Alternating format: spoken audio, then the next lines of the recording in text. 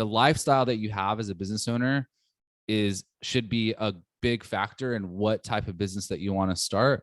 And the goal that you're trying to achieve at the end of the day is important too. It's kind of like when I was a kid and I was just laser focused on, oh, I want to be a lawyer.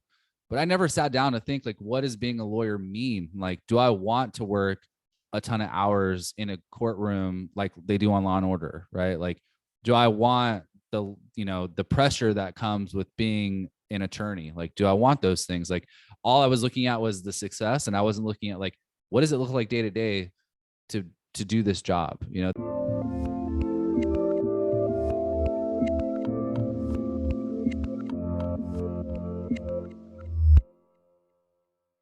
Hey everyone, this is Devin Miller here with another episode of The Inventive Journey. I'm your host, Devin Miller, the serial entrepreneur that's grown several startups into 7- and 8-figure businesses, as well as the founder and CEO of Miller IP Law, where we help startups and small businesses with their patents and trademarks. If you ever need help with yours, just go to strategymeeting.com, grab some time with us to chat, and we're always here to help. Now, today we've got another great guest on the podcast, Jake Hare. And Jake, in his own words, grew up as a poor and homeless kid for a while, scraped his way into college just barely, thought about being an attorney. So he finished his undergraduate, took the LSAT, which is the test that all the law schools use for admittance, but found out law school is pretty expensive, which I certainly understand and agree with. So decided to join the Army to help pay for law school. When he got out of the Army in 2013, a friend recommended a different job in technology, primarily more in the software related area. So went to build software applications for the Department of Defense, or the DoD, got involved with entrepreneurship, quit his job, helped a tech startup with their first versions of apps, and helping them bring the ideas to the stage of getting going with the startup. And with that, that's where he's at today, and he'll give us a bit more detail on that as well. So with that much as introduction, welcome on the podcast, Jake. Yeah, thanks so much for having me. Appreciate it. Hey, my pleasure, and excited to have you on. So I just took a much longer journey and condensed into the 30-second version. So let's unpack Sure. that a bit and tell us how your journey got started as a homeless kid, figuring out how to get into college. Yeah, I'll give you the 30-minute version. No, I'm just joking. I grew up in California, and in Charleston, South Carolina now. So I always joke with my friends and family that are still back home that I get to live next to the ocean and don't have to pay California prices to do it, which is great. And grew up out there. My mom, I'm pretty open about all this. My mom was a drug addict and my dad was an alcoholic. And the first, ever since I can remember as a kid, we always bounced back and forth between the two. It was always somebody getting custody over the other person. And it was just kind of normal everyday life for us up until high school, where that was when things kind of took a turn for the worse, which was my dad lost his job. We ended up becoming homeless, me, my dad, and my little sister. She's 2 years younger than me, and we were living out of our car sometimes, or when we didn't have a car, we didn't live out of anything, and still trying to balance out like going to high school, not letting my friends know that I hadn't washed my clothes in a long time, things like that. So that lasted a while, and I think that people ask me where my entrepreneurial journey started. I feel like it's back then. Like back then, I didn't even know what an entrepreneur was. I had no clue. Like everything I knew about success, I learned from TV. And to me, success was always one of three things. Has all knowledge. It never inflates any sort of success. But no, hey. It really doesn't. But everything on TV is totally true. That's right. Just like everything online is always true. So, yeah. But no, you see, and I think, but you learn from the areas that you can, and you deal with the hands that's been dealt. And so now you're saying, okay, high school comes along, living out of a car, life is hard. Graduate from high school and trying to figure out how to get into college. And I think you said you kind of squeaked in or kind of figured out a path to get you into college. Yeah. I mean, I luckily got my way into college on a football scholarship because, like I said, the three things for success for me was athlete, doctor, lawyer. Those are the three. And so athlete was my number one choice. And I played a lot of sports in high school, got into college, got a very small football scholarship, and started going to college, moved out. During college, I transitioned my thoughts. I could not get past 180 pounds. And I was like, well, that's not going to really cut it playing football. So I'm going to have to think about doing something else. So I decided I don't like blood, so I'm not going to be a doctor. I'll be a lawyer instead. So I started taking classes for that. I majored in political science, quit playing sports. My grades shot up. I'm a very one track mind kind of person. So if I deviate my focus from anything, I can't focus on two things at once. So for me, once I switched over from focusing on sports and focusing on school, my grades did really well. At the end of college, I worked full time through college. So I would work from 6:30 to 3, and then I'd go to school from like 5 o'clock to 9 or 10 every night, Monday through Thursday at least. Did that for 3.5 years, graduated early. And when I got to the end, I started looking into law school. I was like, oh my gosh, this is like incredibly expensive to go to law school. Not that I didn't understand that conceptually before, but like once you start seeing the numbers written down, and also see that a lot of law schools discourage pretty heavily you working full time while you're going to law school, probably for good reasons.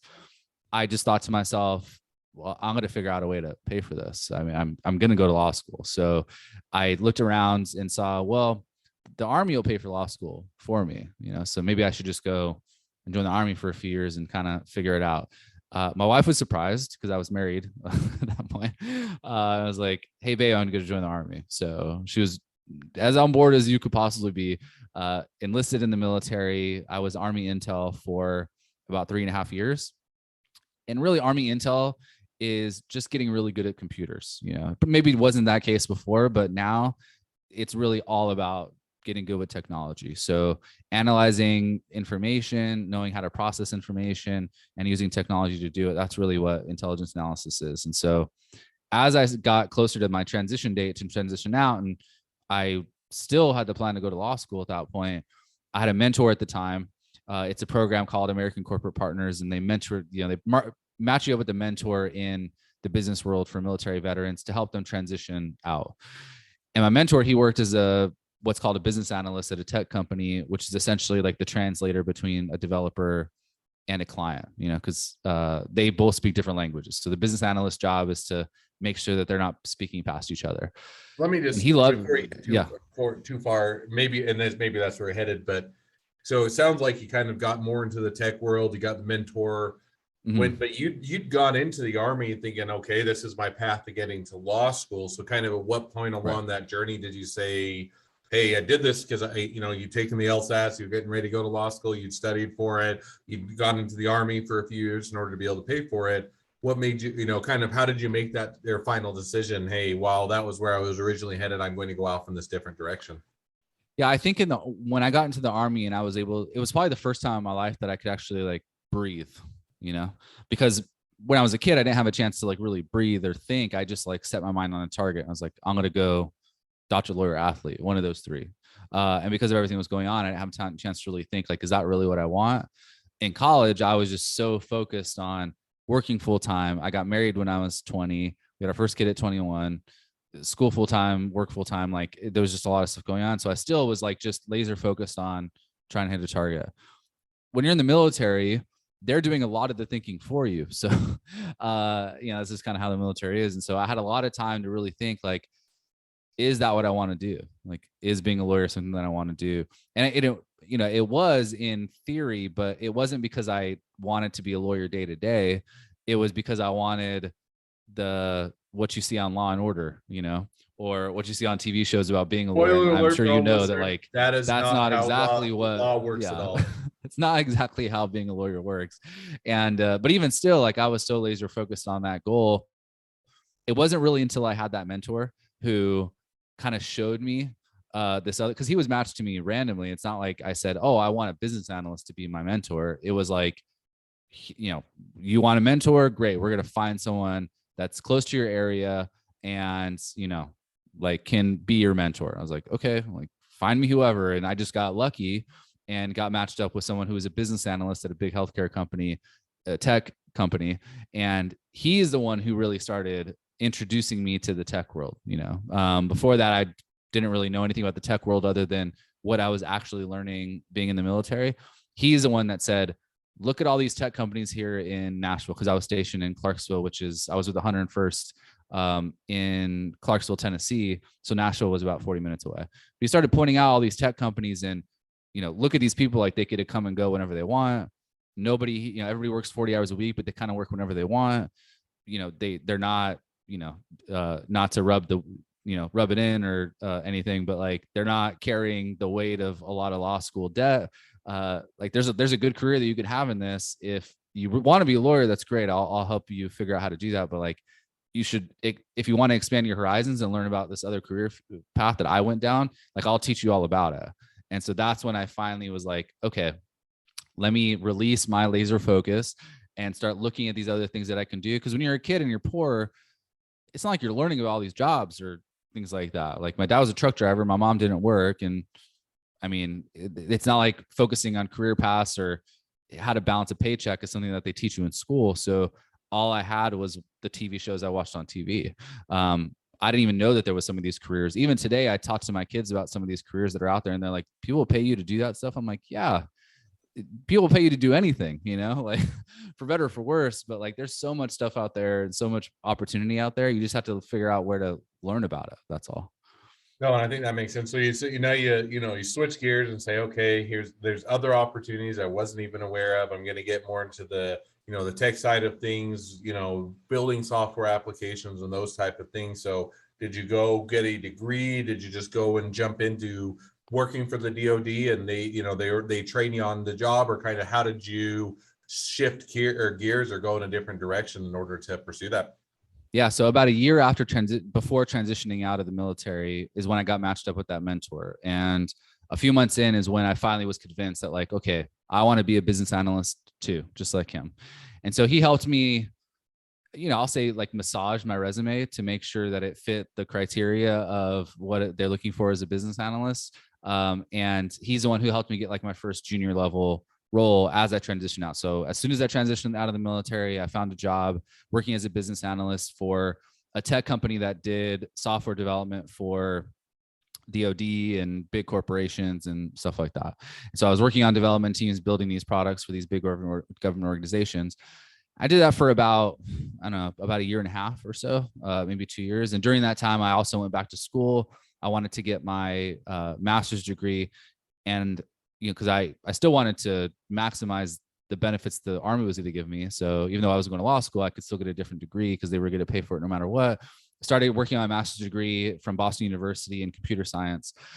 And about 2 years into working that job, building software, is when I started getting involved in entrepreneurship. Because for anybody who works in tech in any major metropolitan area, if you work in tech, you're not going to be able to avoid getting involved in the local tech community, which means you're not going to get out of getting involved in the local startup scene or entrepreneur community either. Like it's just the two kind of work hand in hand. So I started meeting a lot of people who were entrepreneurs and seeing what they were building. And because they knew what I did, a lot of them started asking me like, hey, can you help me build my startup or my product? Or I have the side project I'm working on or whatever. And I was like, sure, why not? Like, I can help out. And I loved it.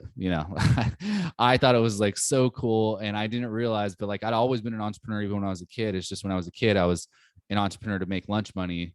I just didn't know that's what it was. And then now I was helping people be an entrepreneur from like outside of the company that I was working at full time. And I did that for a while. And I was like, okay, this is what I want to do. Like, I love doing this. I'm good at it. How do I do it full time? Because I was working full time at this company and it was a really good job. It was high paying. I was making probably like 5 times as much as my dad ever made. And I was only like 26. But I really wanted to do this full time. And that's kind of a point where I had to make a decision that I'm sure a lot of entrepreneurs come to, which is like, do I stick with my career and just keep building on top of it? Or do I take the risk with my wife and 2 kids now and try to go work on my own startup and work on it full time? Now, if you're kind of making that decision, and that is a hard decision. I mean, on the one hand, you have, hey, I want to go do this for myself. I want to build something and make something. And on the other hand, you're saying, I've got a wife, I've got kids, I've got rent, mortgage, things to pay off and saving for the future. And this one, the job I have now is paying me well. And if I go off and do my own thing, there's no guarantee of success by any means, and it could fail. Right. So as you're making that decision, first of all, the question is was there kind of a tipping point, or was there a time where you said, hey, the time is now, I'm going to do it or I'll never do it? Or kind of what was the motivation and the prompting to say, understand all these risks and I'm going to do it anyway? Well, there was a few things in our minds, which was we were doing fairly well. My wife had a good job too.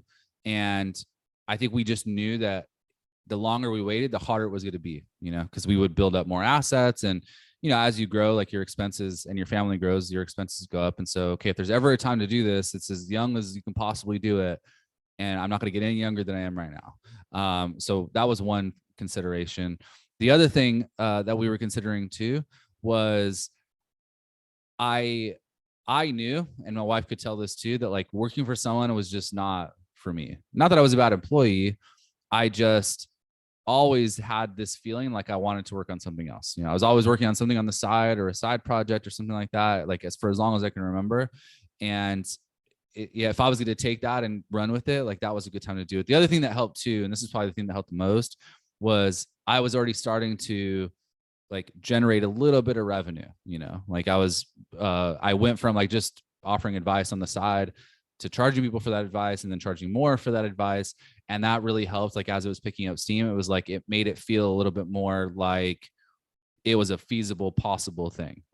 I didn't realize at that time though, because one thing I wasn't educated on enough back then was just because you build something doesn't mean people are going to just find it and start using it or buy it or know about it or any of that stuff. I just was back then, because I didn't know a whole lot about being an entrepreneur, having a successful company, like how hard it was going to be to like put something in the market and market it and sell it, So the first 2 years, once I started, like, and I quit, started working on it full time.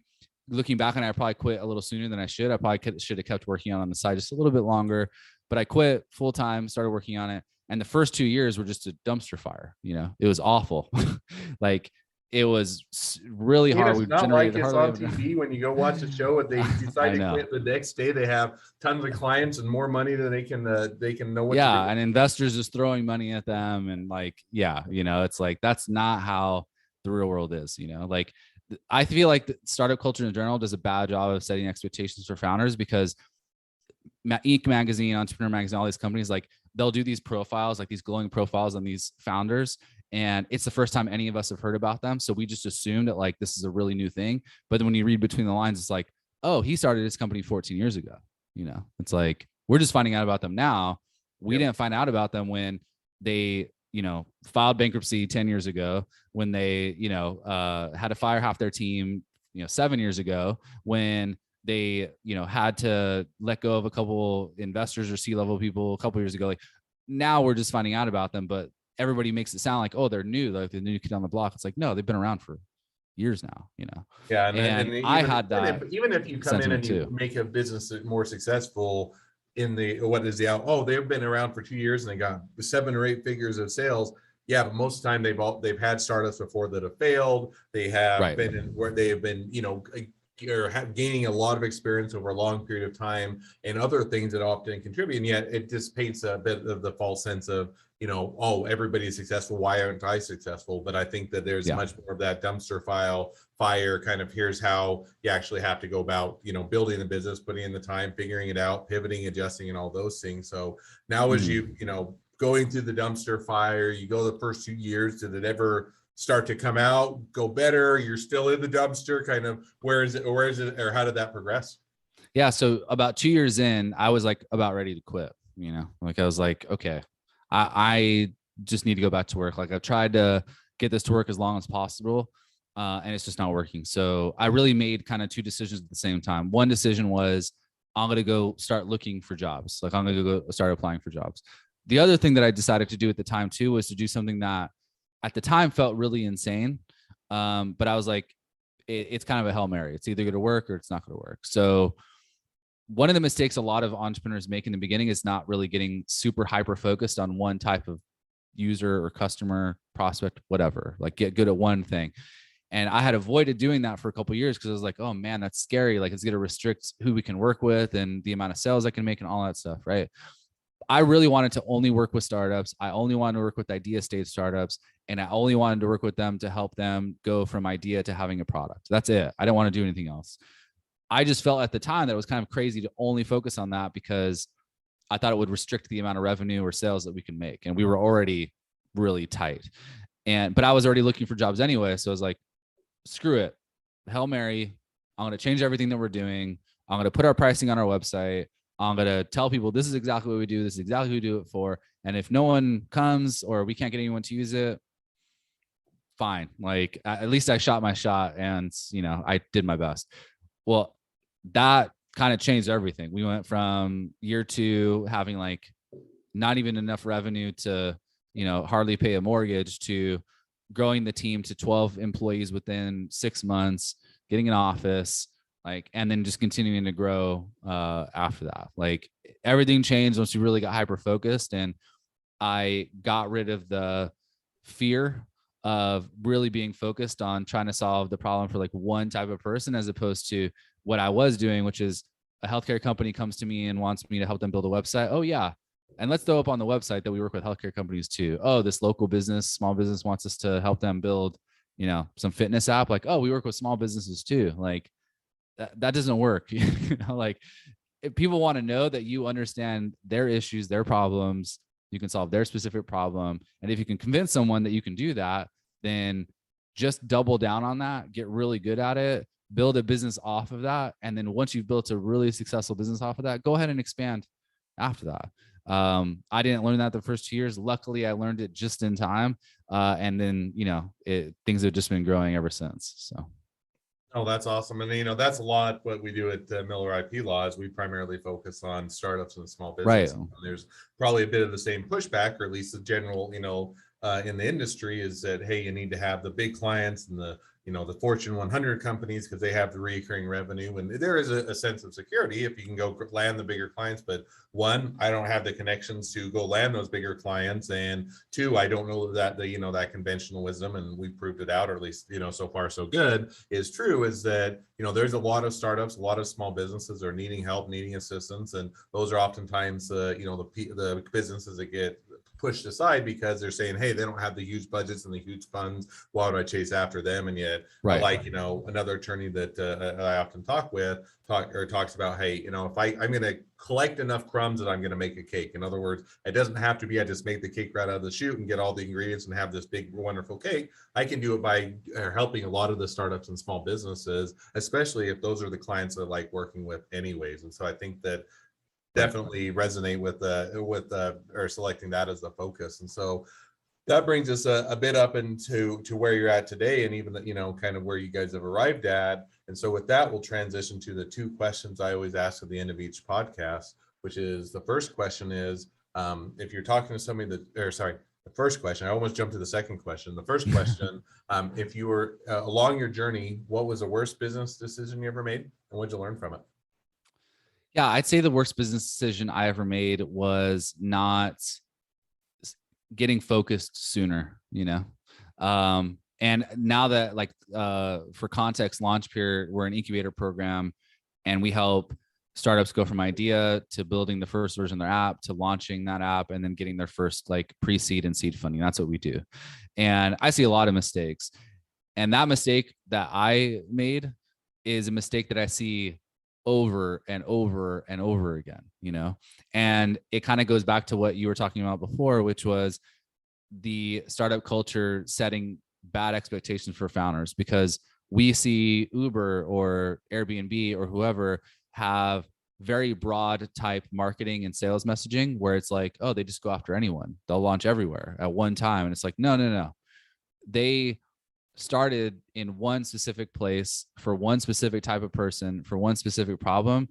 And then they built a business off of that and then expanded out from there. Like with Airbnb, it was couch surfers, and then it was business travelers. And then they just started expanding out from there. With Uber, it was people literally just in downtown financial district in San Francisco.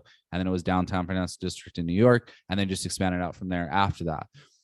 That's a very normal thing to do. And so just make sure that if you're starting something, and I don't care what type of business it is, like hardware agency, incubator program, tech startup, like think about one person. What is that one burning problem that they have, and only solve it for that one person. If you can't think about that person in your head and describe that person, like what do they look like? What's their hair color? Where do they shop? Like all that stuff. If you can't think of one person like that, then you're probably not being specific enough, like get really specific on who you're going after.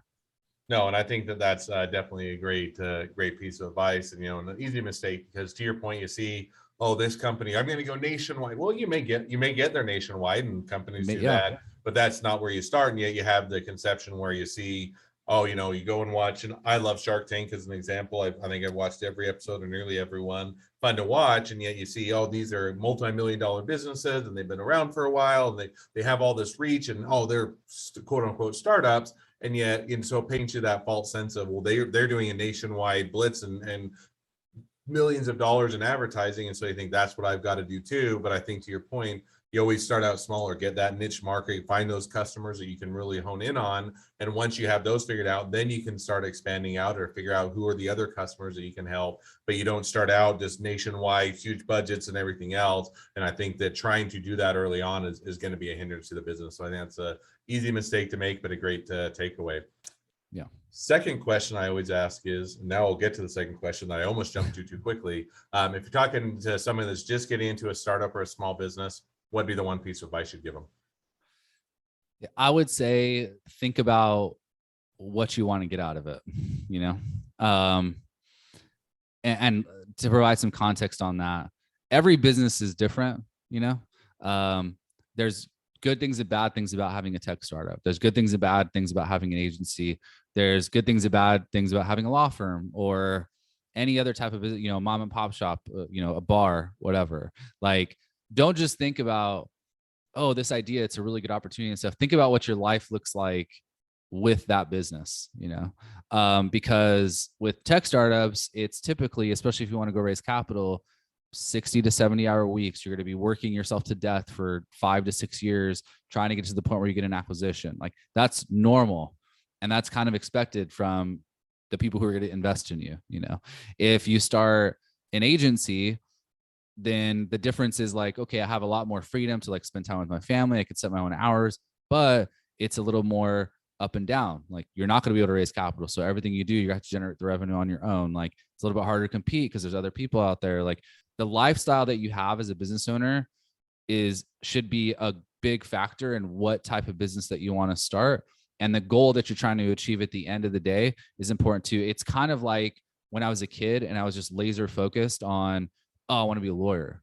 But I never sat down to think, like, what does being a lawyer mean? Like, do I want to work a ton of hours in a courtroom like they do on Law and Order, right? Like, do I want the pressure that comes with being an attorney? Like, do I want those things? Like, all I was looking at was the success, and I wasn't looking at like, what does it look like day to day to do this job? You know, that I did a ride along when I was in high school with the police officer, and I thought being a police officer was like, oh man, this is going to be so cool. Like, blah, blah. You know what happened that day? Nothing happened. He's like, yeah, this is a pretty normal day. Like, nothing really happens. A couple tickets that we write. Every time we do have something happen, we have to have like, for every 10 minutes that something happens, there's like 8 hours of paperwork. And I was like, there's no way I'm being a cop. Like, sounds awful, you know, but everybody sees the exciting stuff and they don't really think about what's behind it. So like, just really think, like, if you're going to start something, it's going to be your life for 10 years. So make sure you know what you're getting into. Talk to some other people who've done it before and just make sure that you're understanding that before you start it. Oh, and I think that's a great piece of advice. I mean, I think that there's, kind of two ways that people tend to get in or crosswise on that. One is, you always hear chase or just go after your passion, chase your passion. And I think that needs to be a part. But you also need to find something that people are willing to pay you for. Just because you're passionate about basketball doesn't mean you're going to go play in the NBA if you don't have the right height and the speed and everything else. And so, you have to say, well, where does my passion meet something that people are going to pay me for? And Right. that it provides a service that they're willing to, or a product or service they're willing to do. And then vice versa, sometimes it's, well, I'm just going to go after the thing that pays me the most, or I'm going to continue to chase a higher salary. And you'll find at some point you can have a high salary and it still doesn't give you that gratification, that enjoyment of the job. And so I think you always have to look for that balance, is to put it, know what you're going for or why you're going for it, and make sure it lines up with or where you want to be. So I think that's a great piece of advice. So with that, as we wrap up the episode, if people want to reach out to you, they want to be a customer, they want to be a client, they want to be an employee, they want to be an investor, they want to be your next best friend, any or all of the above, what's the best way to reach out to you, contact you, find out more? Yeah, for sure. So like I said, Launch Prison Incubator Program. So if you're listening to this, it might mean applications are open to the program right now. So it's a pretty low pressure thing. If you want to learn more about how the program works, there's a 10-minute video, and we actually created a link just for your listeners. So it's join.launchpad.com/inventive. So if you go there, you can watch this 10-minute video where I detail the program. And if you want to take the next step and apply, you can do that, chat with a member of our team. And if it's a fit, you can go through the rest of the admissions process. But if not, at least our team could give you some advice on, whether a tech startup is a good fit for you, your idea, all of that. So if you want to go, join.launchpad.com/inventive. Awesome. Well, I definitely encourage everybody to check it out. Go to or check out the information, go to the website, and definitely support a great company that's looking to help startups and small businesses just like Miller IP Law. So with that, thank you again for coming on the podcast. It's been it's been a pleasure. Now, for all of you that are listeners, if you have your own journey to tell and you'd like to be a guest on the podcast, we'd love to have you. So just go to inventiveguest.com, apply to be on the show. Couple more things as listeners, make sure to click share, subscribe, leave us a review. So we want to make sure that everyone finds out about all these awesome journeys. And last but not least, if you ever need help with your patents, your trademarks, or anything else with your startup, your small business, go to strategymeeting.com, grab some time with us or chat, and we're always here to help. Thank you again, Jake, for being a great guest on the podcast, and wish the next leg of your journey even better than the last. Thank you.